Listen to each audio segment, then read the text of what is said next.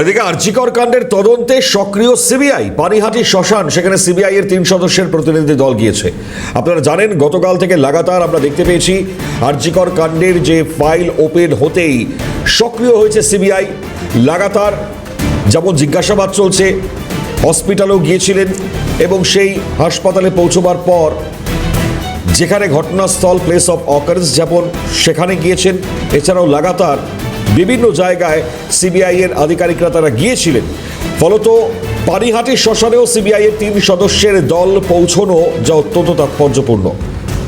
আপনাদেরকে লাগাতার আরজিকর কাণ্ডের ফাইল ওপেন হতেই সিবিআই এর যে সক্রিয়তা, আগামী সময় নতুন কি তথ্য সামনে আসছে আরজিকর কাণ্ডের গোটা ঘটনা নিয়ে, তাদেরকে অবশ্যই দেখবার।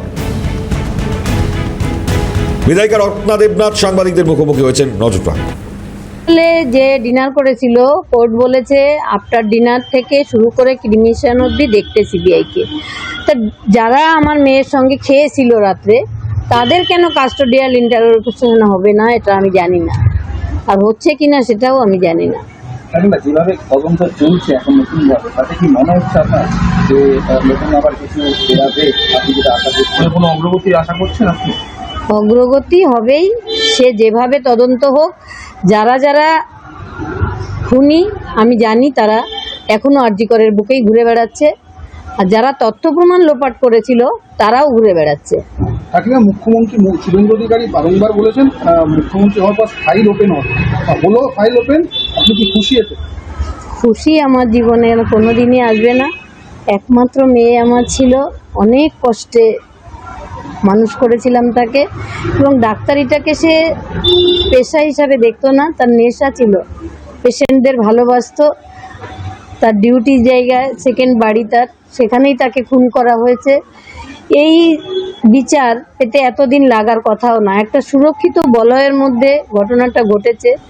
ঘটনাটা ঘটার পর থেকেই ধামাচাপা দেওয়ার চেষ্টা হয়েছে, এবং যেখানে এরকম একটা নৃশংস হত্যাকাণ্ড ঘটলো সেখানে স্বাস্থ্য সচিব নারায়ণ স্বরূপ নিগম নিজে এবং সেচ ডিপার্টমেন্টের বাকি 29 জন পিজিটি সেখানে ভাঙার অনুমতি দিলেন। ওই পিজিটি রুমেই মারা হয়েছে আমার মেয়েকে, খুন করা হয়েছে ওই পিজিটি রুমে, এবং যারা ওর সাথে ছিল তারা ওই ধোয়া মোছা করেছে ওই বাথরুমে। সেই জন্য বাথরুমটাও রাতারাতি ভেঙে আবার ঠিক করে দেওয়া হয়েছে রাতারাতি। তৎকালীন মুখ্যমন্ত্রী মমতা ব্যানার্জির ওনার ভাইপো জড়িত সমস্যা এই সঙ্গে। আবেশ ব্যানার্জি কার্তিক ব্যানার্জির ছেলে। আবেশ ব্যানার্জি জড়িত ছিলেন? হ্যাঁ। আপনি সরাসরি অভিযোগ করছেন? হ্যাঁ। মুখ্যমন্ত্রী তথা স্বাস্থ্যমন্ত্রী তার অনুমতির বাইরে হসপিটালে কিছুই হতো না।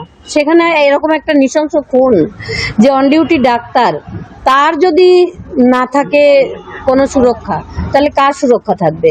পুলিশ যারা ছিল ওখানে তারাই গিয়ে সাজিয়েছিল সেমিনার রুমে আমার মেয়ের ডেড বডি। আমার মেয়ে সেমিনার হলে খুন হয়নি, তার খুন হয়েছে পিজিটি রুমে। পিজিটি রুম মানে ওদের যেখানে ওরা রাতে থাকার একটা বিশ্রাম নেওয়ার জায়গা, সেখানেই খুন হয়েছে আমার মেয়ে।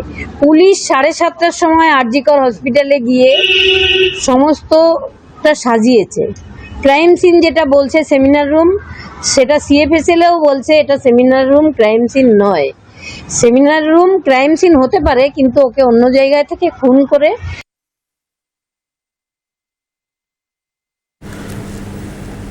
বড় এই মুহূর্তের অভিযোগ আপনারা শুনলেন। খুব স্বাভাবিকভাবেই নির্যাতিতার মা বিধায়িকা রত্না দেবনাথ, তিনি অভিযোগ করলেন কার্তিক ব্যানার্জির ছেলে আবেশ ব্যানার্জি জড়িত। এই খুনের ঘটনার পেছনে নেপথ্যে আবেশ ব্যানার্জি, সরাসরি অভিযোগ রত্না দেবনাথের।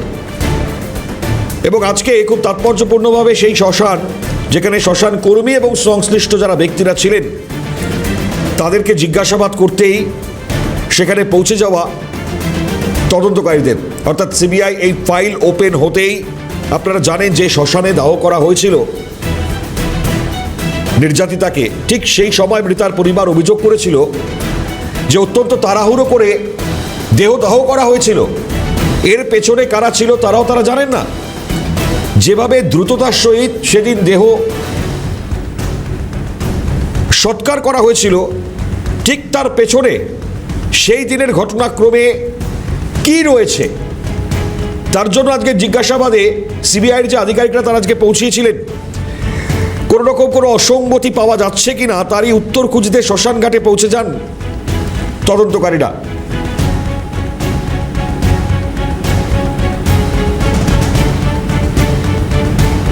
বেশ, এই মুহূর্তে আরো প্রতিক্রিয়া আমরা পাচ্ছি শ্মশান কর্তৃপক্ষের তরফে কি বলা হচ্ছে, শুনুন। আপনারা জানতে চাইলেন যে এইটা কবে হয়েছিল বা কি, কিন্তু কোন বিষয়ের উপর? এই অভয় কেসের ব্যাপারটা।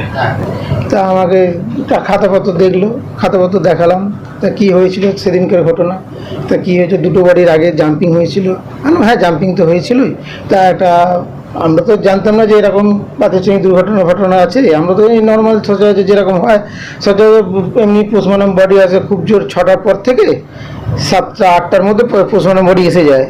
আর তারপরে যখন যেটা বডিটা 11টা নাগাদ এসেছে, তো আমি সারাদিন ধরে নাজাল ছিল, ভিআইপি লোক ছিল, দুটো বডি ছিল আগে, তাদের গাড়ি, তাদের লোকজন, তারপরে এই বাড়িতে পুলিশ, হিউজ পরিমাণ পুলিশ ছিল, তারপর ভিআইপি লোক ছিল, ভিআইপি গাড়ি ছিল। এই এলাকাটা পুরো কনজেস্টেড এরিয়া হয়ে গেছিলো। তো এটা রেসিডেন্স এলাকা, পুরো ভিড়ভাড়টা এতটাই হয়ে গেছে, লোক হাঁটাচলা করা পারছিল না। তা আমরা চাইছিলাম যদি এটাকে ওনাকে সব দুটো বডিকে আগে আমরা জিজ্ঞাসাবাদটা করেছিলাম, ওনারা কনসার্ন দিয়েছিল যে ঠিক আছে দুটো বাড়ি আগে যদি ওনারা হয় আমাদের কোনো আপত্তি নেই। সব ওরাও এলাকার ওরাও সবই শুনতে পাচ্ছে যে একটা পাড়ার মেয়ে, পাড়ার একটা ডাক্তার, এরকম ঘটনা ঘটেছে, সেই জন্য ওরাও এগ্রি হয়েছিল যে আগে হলে কোনো ওনাদের কোনো আপত্তি নেই। তারপরে ওনার মা ছিলেন, অভয়াদেবীর মা ছিলেন, বাবা ছিলেন, তারা সঙ্গে এসেছিলেন, পরেই যেহেতু এসেছিলেন, তারপর এসে তারপর মা কাজবাজ করলেন। তো আমাদের যদি কেউ কনসার্ন দিত যে মা বাবা যদি দুজনের মধ্যে একজন যদি কনসার্ন দিত যে না বডি পুড়বে না, তাহলে আমরা বডি পোড়াতাম না। আমরা যখন চুপ থাকা মানে তার মানে ওনার কনসার্ন আছে যে বডি পুড়বে। তো উনি কাজ নিয়ে হাতেই কাজবাজ করেছিলেন, কাজবাজ করার পরে বডি পোড়ানো হয়েছিল। টেলিফোন দ্বারে রয়েছেন আমাদের প্রতিনিধি হিমাদ্রি ভট্ট। হিমাদ্রি, অত্যন্ত তাৎপর্যপূর্ণ আজকে যে ছবি, কারণ এই ফাইল ওপেন হতেই আরজিকর কাণ্ডের সিবিআই আজকে পৌঁছে গেল, শ্মশানের কর্মী সংশ্লিষ্ট ব্যক্তিদের জিজ্ঞাসাবাদ করলো। কতটা তাৎপর্য লাগছে এই আরজিকর কাণ্ডে? ধর্ষণ খুন মামলার তদন্তে ফের সক্রিয় হয়েছে সিবিআই তদন্তকারী দল। আজ 3 সদস্যের দল পানিহাটি শ্মশানে আসেন এবং শ্মশানের যিনি আধিকারিক ছিলেন তার সঙ্গে প্রায় দীর্ঘক্ষণ কথা বলেন। শ্মশান আধিকারিক যিনি ছিলেন ভোলানাথ পাত্রকে তাকে বেশ কিছুক্ষণ ধরে জিজ্ঞাসাবাদ করেন এবং শ্মশানের জায়গাগুলো তারা ঘুরে দেখেন এবং প্রায় মোটামুটি বলা যেতে পারে 30 থেকে 35 মিনিট তারা তদন্ত চালায় এবং তদন্ত চালিয়ে তারা চলে যান। এবং তারপরে শ্মশান যিনি আধিকারিক ছিলেন তার সঙ্গে কথা হলে তিনি জানান যে অভয়ের মা যদি বলতেন যে তার এই মুহূর্তে তার মেয়ের মৃতদেহ করা যাবে না, তাহলে সেই বডি আটকে দেওয়া যেত। কিন্তু পাশাপাশি অভয়ের মা দাবি করেন আমাকে কিছু বলতে দেওয়া হয়নি, জোর করে তারাই মেয়ের মৃতদেহ সৎকার করে দিয়েছে। ঠিক, ধন্যবাদ হিমাদ্রি। আপাতত কথা বলছিলেন আমাদের প্রতিনিধি হিমাদ্রি ভট্টর সঙ্গে।